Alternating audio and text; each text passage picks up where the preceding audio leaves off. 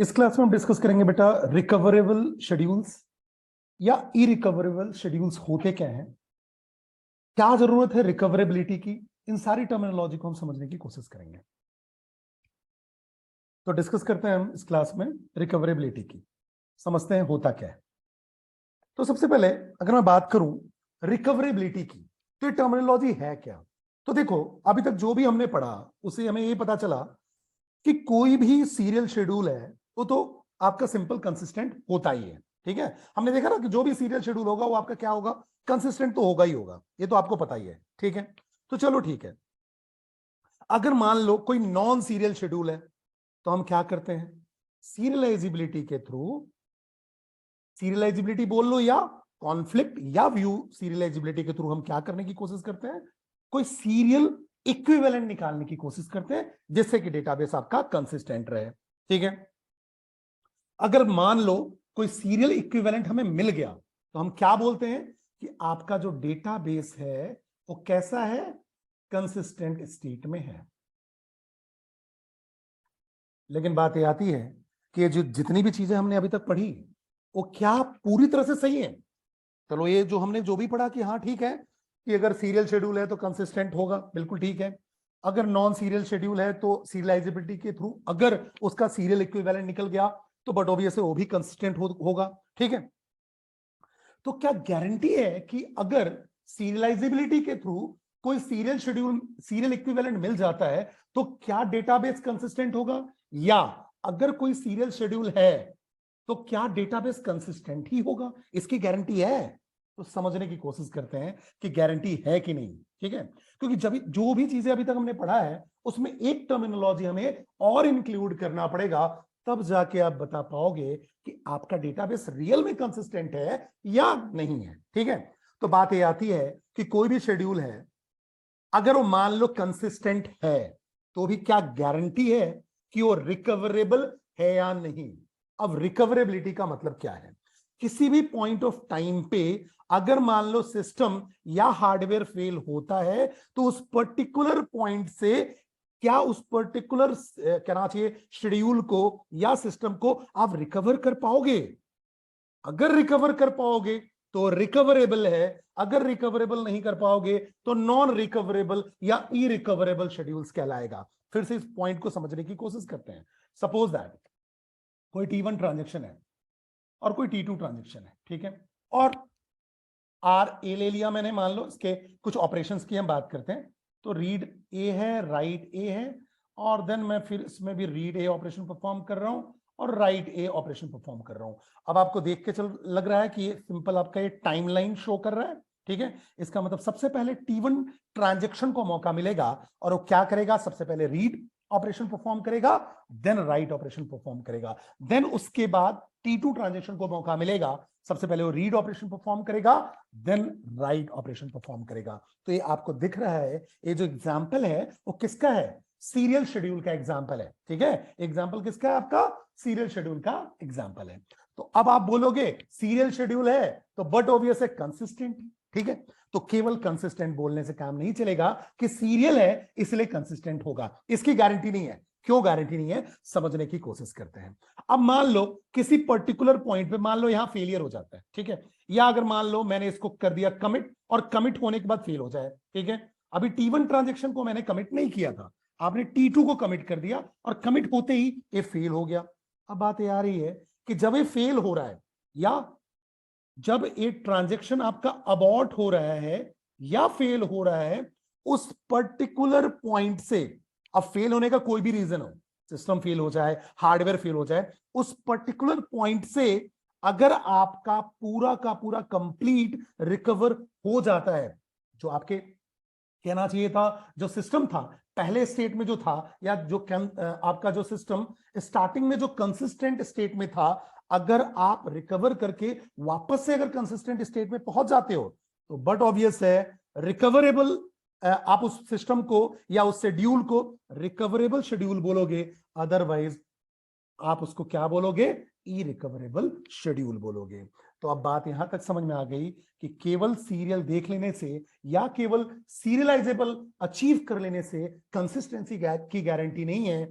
अब मैंडेटरी क्या हो गया? रिकवरेबिलिटी मैंडेटरी हो गया। इट मींस जब फेलियर हो रहा है वहां से अगर रिकवरेबिलिटी हो पाएगी तभी आप बोलोगे कि आपका जो डेटाबेस है या जो आपका शेड्यूल है वो आपका कैसा है? कंसिस्टेंट स्टेट में है।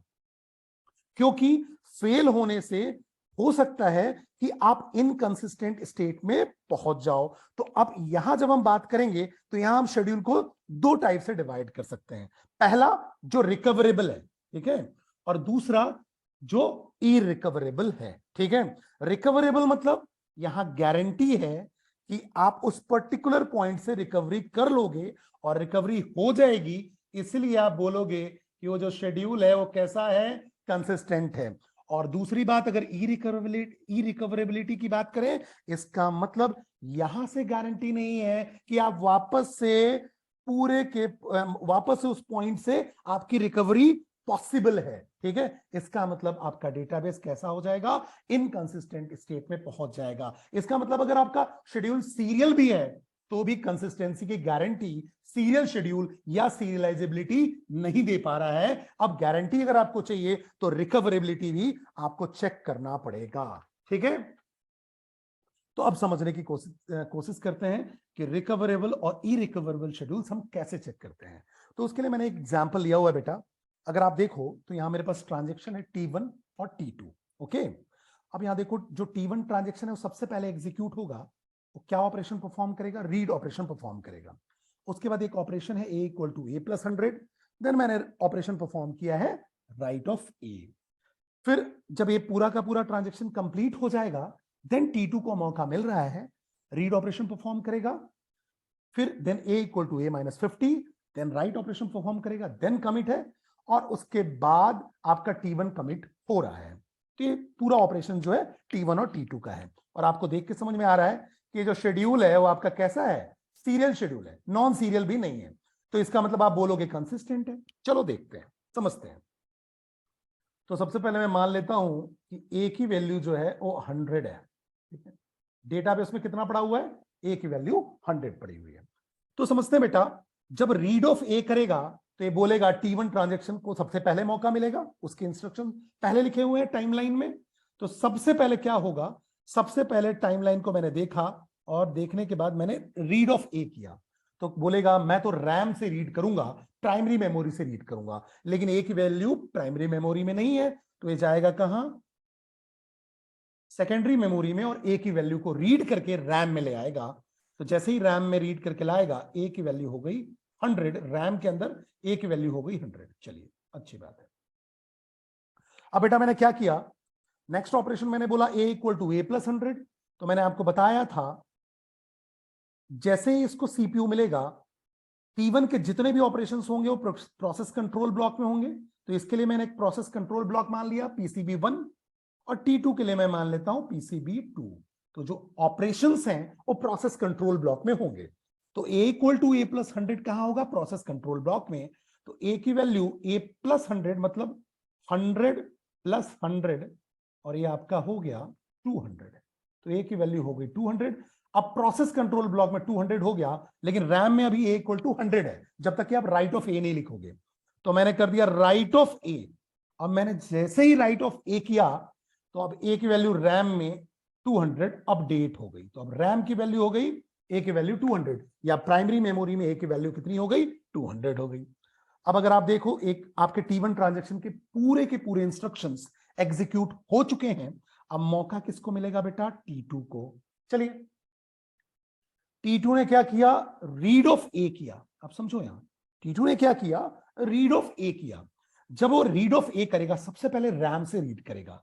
तो ये जो वैल्यू रीड करेगा रैम में, ए की वैल्यू कितनी है? 200। तो ये 200 रीड करेगा बेटा। 200 की वैल्यू रीड करने के बाद ये बोलेगा A = A - 50। तो ये PCB2 में ऑपरेशन परफॉर्म होगा, और 200 - 50 होगा, और ए में कितना हो जाएगा? 150। लेकिन कहां होगा? पीसीबी में, PCB2 में। ठीक है, अब जैसे ही राइट ऑफ ए करूंगा, रैम में हो जाएगा 150। चलिए अच्छी बात है। तो रैम में हो गया आपका 150। यहां तक बात समझ में हमें आ गई। अब अगर आप देखो बेटा, तो मैंने किया क्या था, मतलब जो 200 आया इसको मैंने रीड किया और a equal to a minus 50 कर दिया, तो 200 माइनस 50 हो गया 150 और राइट ऑफ a कर दिया। अब जैसे ही मैंने राइट ऑफ a किया तो राइट करने से रैम में उसने 150 कर दिया। अब ये रैम में हुआ है, जब तक आप कमिट नहीं करते हो तब तक डेटाबेस में अपडेट नहीं होता है। अब सबसे पहले जो कमिट हो रहा है, किसका कमिट हो रहा है, T2 का। यहां C का मतलब है कमिट, ध्यान रखना, इस C का मतलब है कमिट। अब आपने बेटा ट्रांजेक्शन को कर दिया कमिट। जैसे ही T2 को आपने कमिट किया, ये 150 कमिट होके डेटाबेस में भी अपडेट हो गया 150। यहां तक बातें आपको क्लियर होगी। उसके बाद अगर आप देखो तो अगर यहां भी कमिट होता है, फिर T1 को मौका मिलता है और ये भी कमिट करेगा। तो जैसे ये कमिट करेगा तो रैम में A की वैल्यू तो 150 ही है, बट ऑब्वियस है, तो ऑलरेडी कमिट हो ही चुका है, कोई दिक्कत वाली बात नहीं है। ठीक है, इसने भी अपने ट्रांजेक्शन को कमिट कर दिया तो कोई दिक्कत नहीं है, अभी कोई दिक्कत वाली बात नहीं है। लेकिन सपोज दैट, अब हम समझने की कोशिश करते हैं।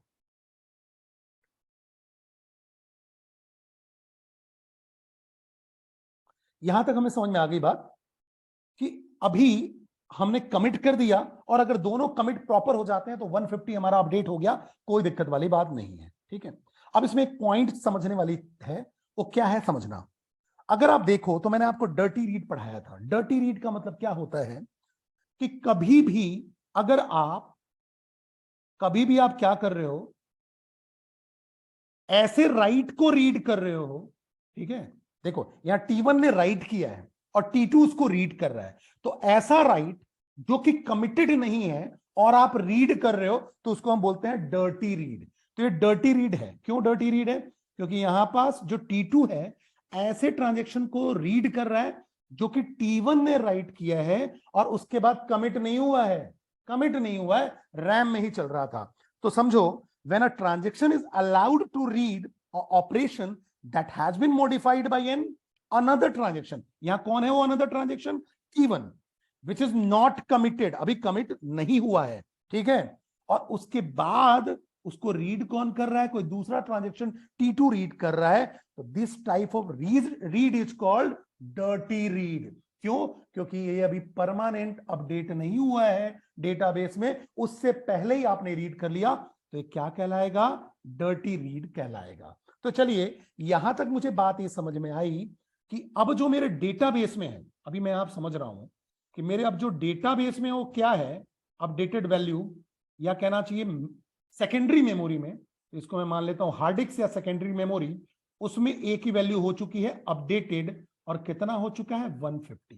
ठीक है, रैम में भी 150 ही था। चलिए अब बात करते हैं सेकेंड ऑपरेशन। ठीक है, तो अब अगर आप देखो, मैंने सेम एग्जांपल फिर से वापस लिया और मैंने बोला a इक्वल टू 100 है।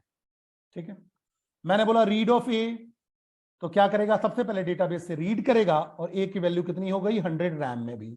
अब बोलेगा a equal to a plus 100, A हो गया आपका 100 प्लस 100 200। समझते चलना, ये आपका 100 प्लस 100 कितना हो गया? 200। राइट ऑफ ए, मेमोरी में रैम में 200 राइट हो गया। ठीक है, रीड ऑफ ए, तो रैम से रीड करेगा तो बट ऑब्वियस 200 रीड करेगा, क्योंकि अब T1 के बाद T2 को मौका मिल गया। और एक डर्टी रीड है। देखो क्यों डर्टी रीड है? बिकॉज राइट के बाद कमिट नहीं हुआ, उसके पहले ही किसी दूसरे ट्रांजेक्शन ने रीड कर लिया है। ठीक है, तो रैम से ही वैल्यू रीड होगी। तो 200 माइनस 50, अब यहां हो जाएगा 150 और रैम में अपडेट हो गया 150। समझते हैं, रैम में अपडेट हो गया 150। अब आपने इसको कर दिया कमिट, रैम में यहां अपडेट हो गया 150। ठीक है, अब उसके बाद इस पर्टिकुलर पोजीशन पे आपका जो ट्रांजैक्शन है वो अबॉर्ट हो गया या फेल हो गया। इट मींस कोई भी रीजन हो, सिस्टम या हार्डवेयर, कोई भी रीजन के चलते यहां आपका ट्रांजैक्शन कैसा हो गया? फेल हो गया।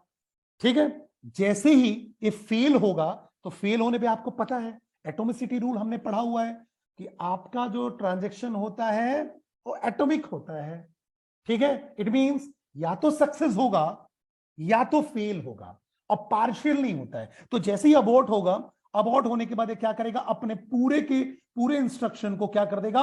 अंडू कर देगा या रोल बैक कर देगा। जैसे ही अबॉर्ट होगा तो ये अपने पूरे के पूरे इंस्ट्रक्शंस को रोल बैक कर देगा या अंडू कर देगा। जैसे ही अंडू करेगा तो ए को कहां पहुंचा देगा, वो वापस से 100, ठीक है, ए को वापस से 100 पहुंचा दिया। तो पहला केस समझते हैं, अगर फेलियर हुआ कमिट होने से पहले, समझना मेरी बात को, T1 कमिट होने से पहले फेल हो गया तो अपने पूरे ट्रांजेक्शन को वो क्या कर देगा, रोल बैक कर देगा।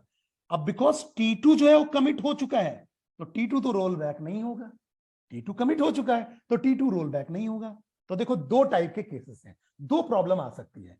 अब जाके जब ये डेटाबेस में अपडेट करेगा तो डेटाबेस में 150 की वैल्यू क्या हो जाएगी, 100 हो जाएगी, ठीक है।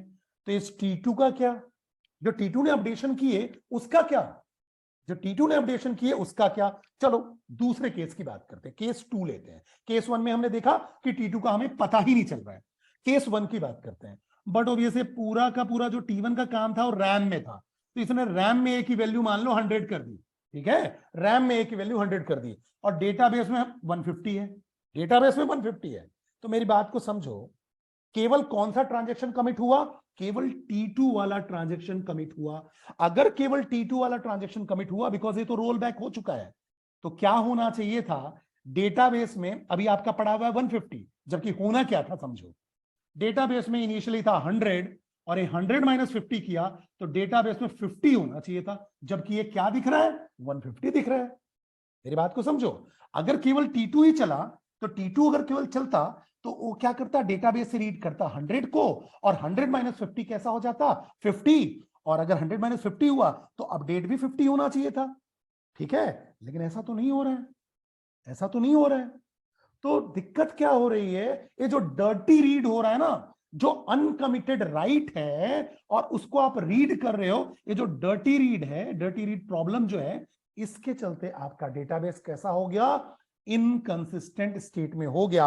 और ये जो शेड्यूल है वो आपका इरिकवरेबल है, जो कि सिस्टम को इनकंसिस्टेंट स्टेट में लेके चला गया। एक ऐसा शेड्यूल है आपका इनकंसिस्टेंट शेड्यूल है, ठीक है। या आप ऐसा बोल सकते हो शेड्यूल जो है वो आपका इरिकवरेबल है, अब इसको आप रिकवर नहीं कर सकते, ठीक है। और रिकवर नहीं कर सकते इसीलिए ये आपका कैसा हो गया, इनकंसिस्टेंट स्टेट में चला गया।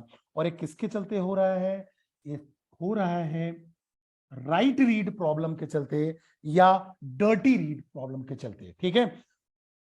तो अब आप देखो ये सीरियल शेड्यूल था तो भी ये इरिकवरेबल है, और इरिकवरेबल है इट मींस ये इनकंसिस्टेंट है। जबकि हम पढ़ते आए हैं कि जितने भी सीरियल शेड्यूल्स होते हैं वो कंसिस्टेंट होते हैं, क्यों, हमने यही पढ़ा हुआ है। लेकिन आज हमें समझ में बात आई कि केवल सीरियल हो जाने से कंसिस्टेंसी की गारंटी नहीं है, रिकवरेबिलिटी भी देखनी पड़ेगी। अब ये शेड्यूल रिकवर हो ही नहीं पा रहे हैं। जो T2 है, या तो T2 का पता ही नहीं चल रहा है कि जो ट्रांजेक्शन T2 ने काम किया वो क्या किया, और अगर पता चल रहा है तो भी गलत है, जो अपडेशन है वो गलत है। क्यों, क्योंकि यहां जो रीड हुआ है वो आपका कैसे राइट को रीड हुआ है, जो अनकमिटेड था, कमिट नहीं किया गया था, ठीक है। तो ये आपका कैसा हो गया, इरिकवरेबल शेड्यूल हो गया।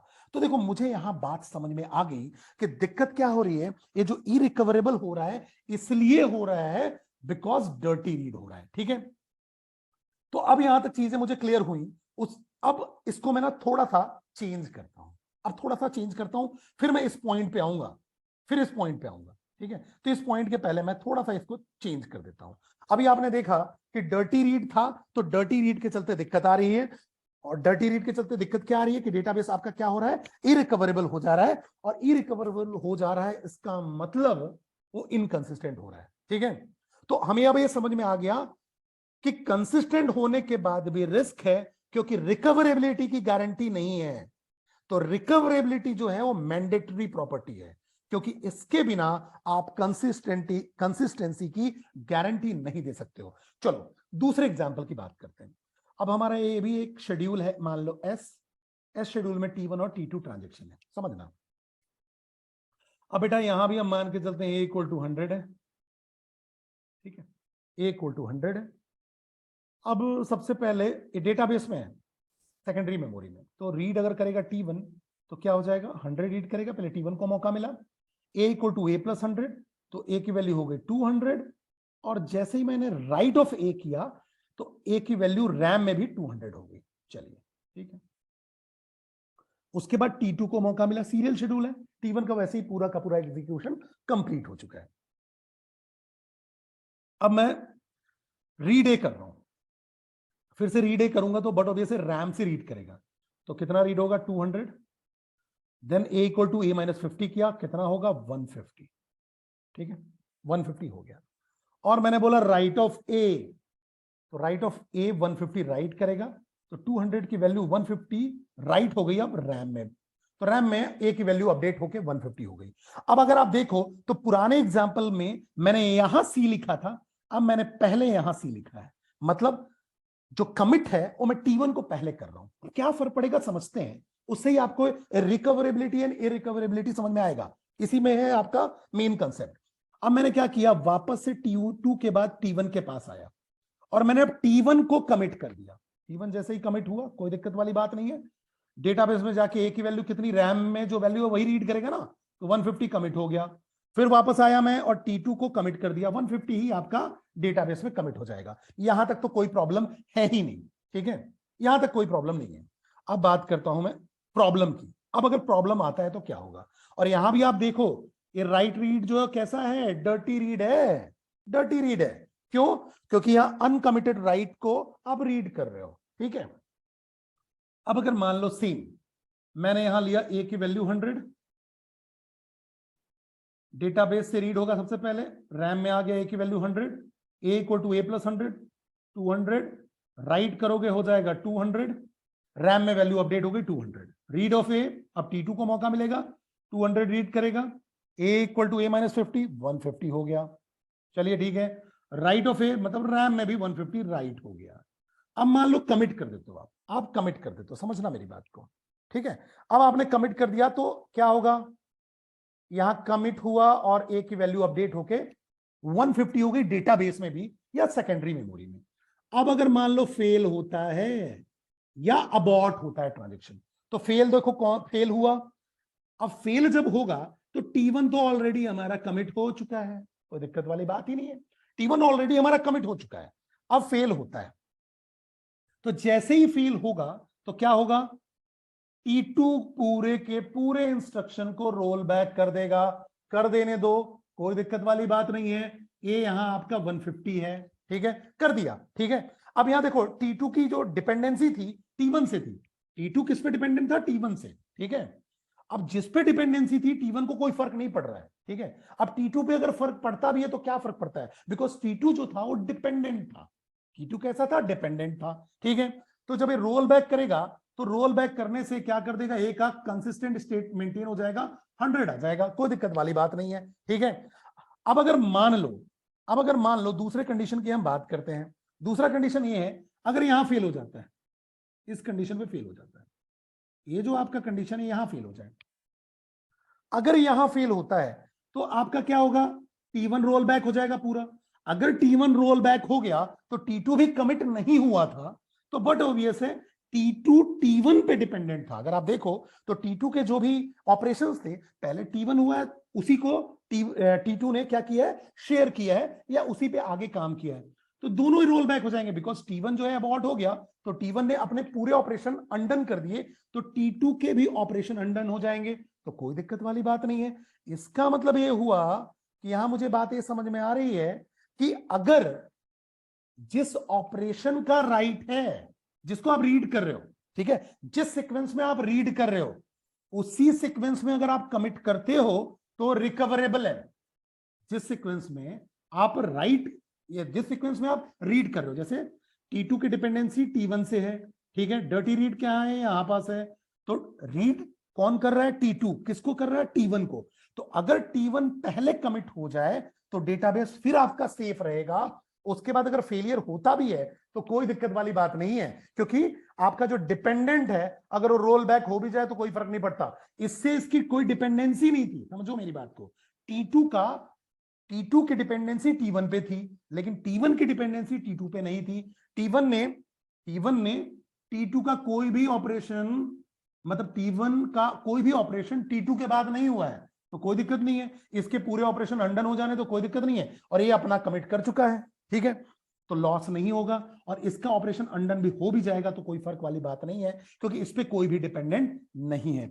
तो यहां हमें ये बात समझ में आ रही है कि आपको क्या करना चाहिए, जो कमिट करना चाहिए वो कैसे करना चाहिए। जिस ऑर्डर से रीड होना चालू हुआ है उस ऑर्डर से अगर आप कमिट करते जाते हो तो रिकवरेबल होता है। तो ये जो दोनों शेड्यूल्स आपको दिख रहे हैं वो कैसे हैं, रिकवरेबल हैं। इसमें अगर फेलियर कहीं भी होगा तो कोई फर्क नहीं पड़ेगा, क्योंकि पहले कमिट कौन सा हो रहा है T1, देन कमिट कौन सा हो रहा है T2। तो यहां यही मैं आपको बताने वाला था कि दो चीजें हैं, समझो मेरी बात को। देखो, अगर डेटाबेस आपका कंसिस्टेंट भी हो या कॉन्फ्लिक्ट या व्यू सीरियलाइजेबल भी हो, ठीक है, तो अगर फेलियर होता है तो आपको इनकंसिस्टेंट स्टेट में ले जा सकता है। ये हमने देखा, इस एग्जांपल में देखा, ठीक है, ले जा सकता है, ठीक है।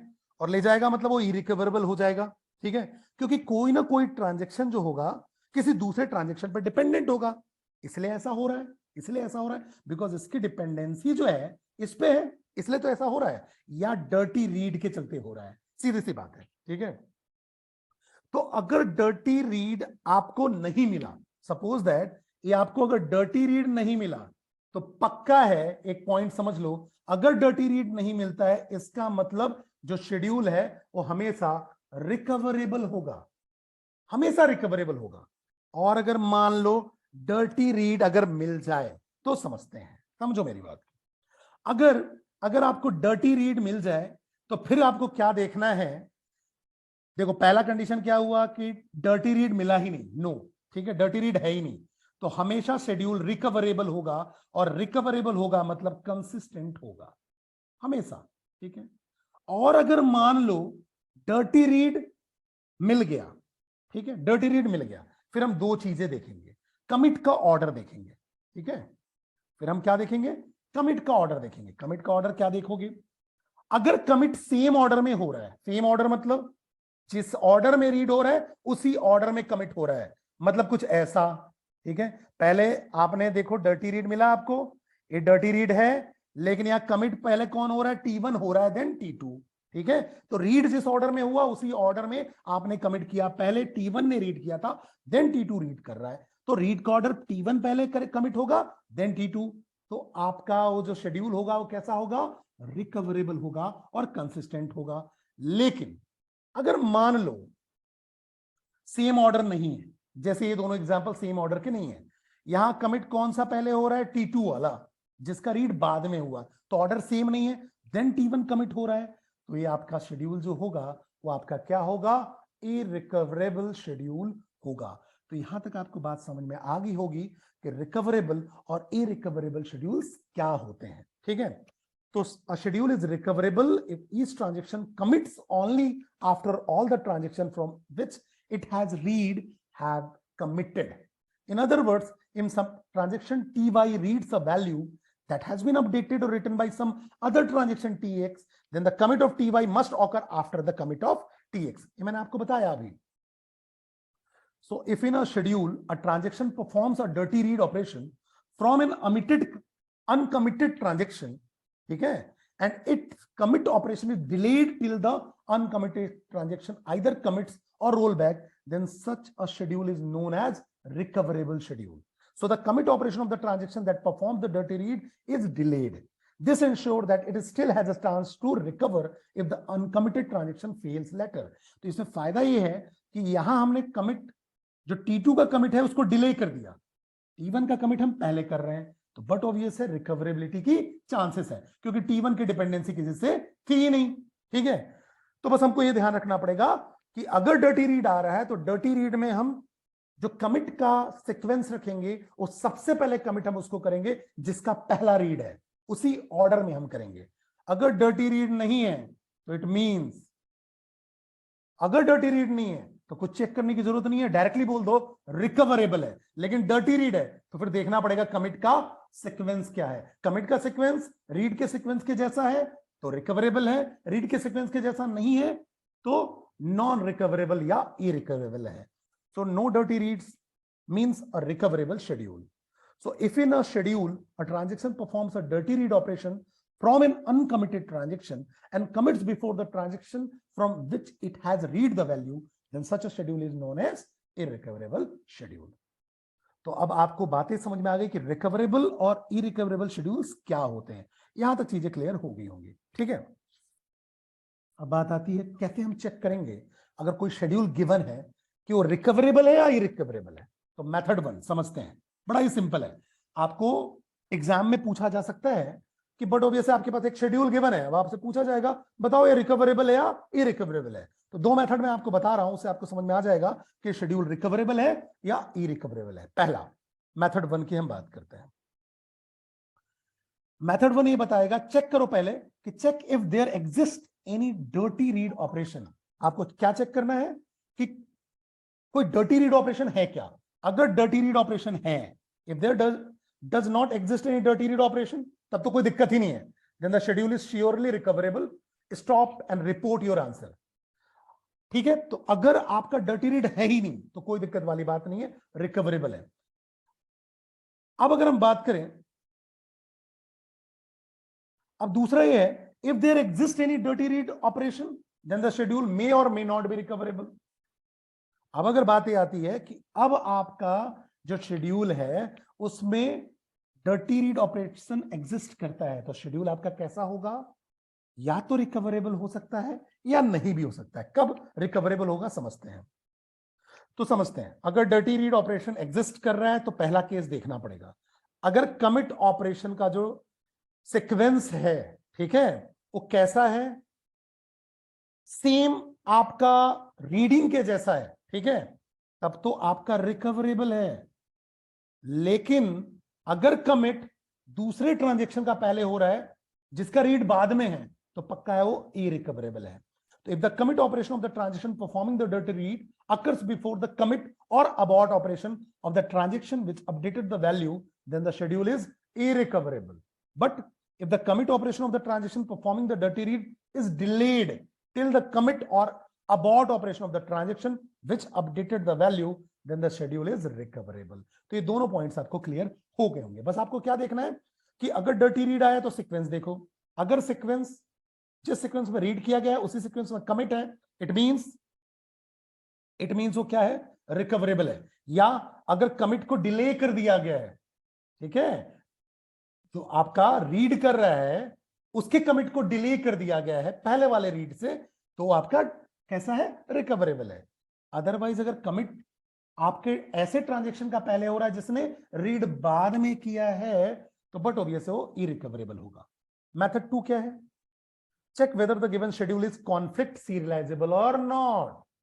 If the given schedule is conflict serializable, then it surely recoverable. अगर conflict है तो recoverable होगा ही होगा। If the given schedule is not conflict serializable, then it may or may not be recoverable. Then check with method 1. फिर method 1 से check करना पड़ेगा। अगर conflict है, आप सिंपल प्रेसिडेंस ग्राफ बना लो। अगर प्रेसिडेंस ग्राफ से आपको साइक्लिक नहीं मिला, इट मींस वो आपका conflict serializable है। ठीक है, तो कॉन्फ्लिक्ट सीरियलाइजेबल है तो पक्का है रिकवरेबल है।